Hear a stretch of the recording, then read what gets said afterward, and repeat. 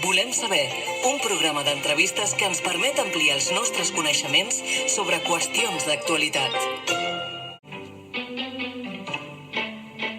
I ens fa molta il·lusió començar el programa d'avui parlant amb una veïna, una localitat aquí propera, com és Cabrils. I és que tenim allà la Isabel Rodríguez Vila, que no és la primera vegada que l'entrevistem, ja l'hem entrevistat moltes vegades.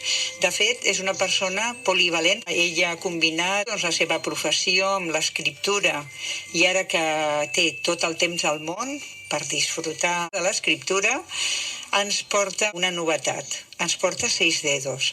Però abans d'arribar a Seis Dedos, la Isabel va escriure l'any 2009 ja una obra que era pràcticament un testimoni de cooperació, amb un llibre solidari que es deia Gundi, unes vacaciones diferentes. Després ens va sorprendre el 2011, on va escriure el seu segon llibre, que va ser també un llibre solidari. De fet, el títol ho diu tot, Descubriendo el corazón de la tierra. El 2014 vaig tenir la sort d'entrevistar-la quan va escriure un llibre que em va colpir, un llibre parlant de la mort, aquest tema que és pràcticament tabú, que molta gent no vol parlar-ne. Doncs ella va escriure un llibre que deia Cuando nos vamos, ¿a dónde vamos? El llibre a mi em va colpir, em va agradar molt. I ara ens ha sorprès. El 2020, i en plena pandèmia, doncs ens arriba Seis Dedos. Una obra que comença una mica així, que no saps ben bé si t'agafarà o no, però us puc assegurar que un cop t'hi poses a llegir-la, no trobes moment per deixar-la. Un llibre que us recomanem molt, on hi ha sabidoria, espiritualitat i, sobretot, uns protagonistes que no et deixaran indiferent. Ara sí que ja un cop presentat, li direm bon dia a la Isabel. Bon dia, Isabel. Hola, bon dia. Com anem? No sé si m'hi deixat res, però clar, és que aviat ens donarà per molt això d'anar presentant l'obra de la Isabel, si segueixes escrivint, Sí, aquesta és la intenció. És un llibre que, a mesura que el vas llegint, vas descobrint moltes coses, que són 4 els protagonistes. Llavors, aquests 4 protagonistes, en un inici no es coneixen. Em va agradar molt el moment que ells es troben en aquesta illa. Però abans d'arribar a aquest moment, hem de dir doncs, que passen moltes coses. Comença el llibre amb una lliçó d'amor, no?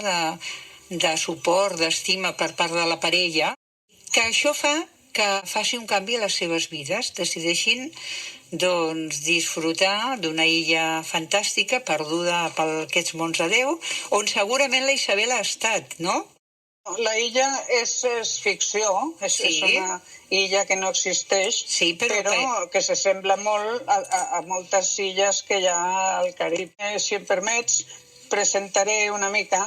És una parella de submarinistes, que són catalans, i emprenen un viatge cap a una illa deshabitada del Carib, amb un projecte que tenen ells de començar de zero a la seva relació. Les han passat moltíssimes coses, que això sí que no explico, i fan un moment un cop de cap, o no sé com es diu en català. Sí, un cop de cap. I se'n van a aquesta illa. Ells, de fet, estan dedicats a la recerca de fauna en perill d'extinció. No és que vagin allà sense fer res, van a fer una feina, però tenen la sorpresa de trobar-se aquesta ètnia, los Seis Dedos, que és una ètnia que és desconeguda al món perquè precisament viuen amagats, viuen en unes coves. Són una ètnia profundament espiritual, en molta saviesa, i llavors ells, envoltats per la màgia d'aquesta cultura ancestral, comprenen el per què han anat a parar allà. Al congeniar amb ells i viure amb ells, entenen que han vingut a fer aquesta vida actual. I descobreixen el seu ser intern. Això és el kit de la trama. Sí, Veure el canvi personal important que fan 2 persones que s'estimen i com canvien la seva actitud davant la vida després d'haver estat en contacte amb aquesta ètnia. Amb el llibre, lo habitual, a mesura que vas llegint, és descobrir la mare terra, com ells diuen, com el respecte que tenen a aquesta terra, el respecte que tenen als oceans, com cuiden, com busquen, la saviesa que tenen i com ho saben llegir, és a dir, com aquests aborígens, aquestes illes, com cuiden aquesta natura, com la defensen, Ells van entrant en aquest amor cap a la natura. Aquesta novel·la és un cant de lluança i de gratitud vers la natura, vers l'univers, vers la creació i la vida en general. I com unes persones senzilles, que no tenen res pràcticament, cap possessió que tingui un valor, però ells es consideren superrics. La riquesa són ells mateixos, la seva saviesa, no haver tingut contacte amb l'home. El nostre esperit està moltes vegades aletargat perquè tenim tants inputs, tantes coses tecnològiques que ens amaguen la part nostra espiritual tan important. L'home no solament és carn i ossos, és esperit. A més, quan tu la vas llegint, vas descobrint que no estic tan allunyada, que podria, que et dones compte de l'important que arriba a ser la natura. Sí, la natura és com el desencadenant. La natura és l'escola de vida. Quan es viatja, no tenim que tenir pressa. Això seria l'ideal. Sí, tinc. Jo ara, com que estic jubilada, no tinc pressa. I llavors viatgem sense bitllet de tornada. I és allò d'anar observant, passejant, curioseant, coneixent la gent del lloc, provar-ho tot, caminar molt, cada qual al seu ritme, això és evident, segons l'edat. Així és quan es descobreix l'ànima del món, que tots formem part de la natura, de la terra. És quan veiem les diferents formes de viure. El llibre també incideix molt el carpe diem, sí, que és el viure el moment present, i sempre deixar que ens transmeteixin la seva identitat, la seva espiritualitat. De fet, una de les experiències més boniques és quan viatges adaptar-te allà on estàs. És a dir, allà on fueres, haz lo que vieres. Intentar parlar amb la gent, menjar els plats típics del lloc, buscar paisatges, llocs emblemàtics. No tant fer el turista, sinó voler entendre una mica la vida d'aquelles persones. Jo dic que no sóc turista, que sóc viatgera.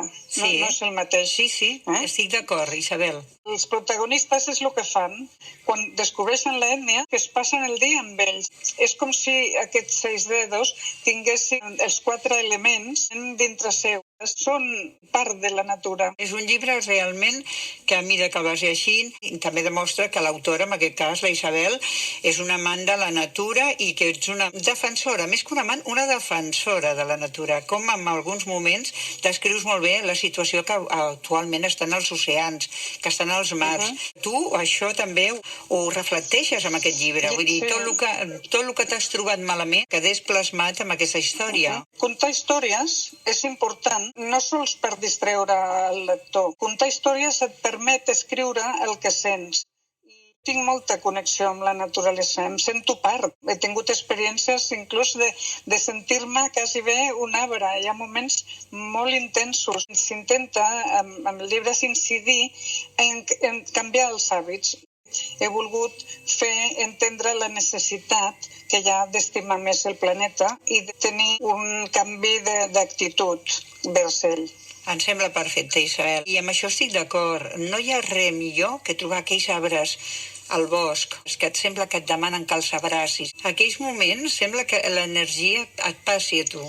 En aquest exemple, els protagonistes canvien la seva escala de valors. Sí. Fan aquest creixement personal important, troben el seu jo intern i es centren en escoltar la veu que els hi diu la seva consciència. Que han de salvar aquesta ètnia, el món ha de conèixer la seva saviesa i que han de fer un canvi medioambiental perquè analitzen aigües i troben que hi ha microplàstic. En fi, és un llibre de contrastos, perquè tant parles d'amor terrenal, de parella, com d'un amor transcendent, d'aquest amor incondicional que és molt patent a la novel·la. Encara que hi hagi moments de maltracte, fins i tot una violació, es parla bastant de corrupció, el lector acaba tenint, quan el tanca el llibre, un sabor de boca bo. S'han donat compte del canvi personal que han fet els protagonistes i la seva implicació medioambiental i el compromís que tenen amb que 6 dedos sigui conegut i aquesta illa torni a estar en el Google, perquè inclús no existia ni en el Google Earth. Això és ficció. Que costi però... que jo la vaig buscar, aviam si existia. Es vaig pensar, això és una meravella, escolta, m'havia muntat aquesta illa. Isabel, ens queden pocs minuts d'entrevista. Tu volies llegir una miqueta, no? Se comprometieron bajo las estrellas a practicar lo aprendido, a agradecer cada día la vida como un precioso regalo, pero sobre todo amando mucho. Habían aprendido que el amor lo abarcaba todo. Bonic fragment dels molts que hi ha en el llibre. Estàs treballant en una nova proposta o ara estàs amb una mica de descans? Estic traduint els 6 dedos a versió catalana. No és fàcil, de fet buscaré ajuda i buscaré un lingüista, però la primera traducció m'agrada fer-la a mi. Així que quan estigui al català potser ens llegirem la segona versió de català. Sí, encantada. Isabel, moltes gràcies per estar a Antena de Vilassar Ràdio i continua així, no canvis mai. Moltes gràcies, Joana, i gràcies d'aquesta entrevista tan maca. Volem saber amb Joana Hernández, un espai setmanal d'entrevistes que ens permet ampliar coneixements sobre els temes que són actualitat.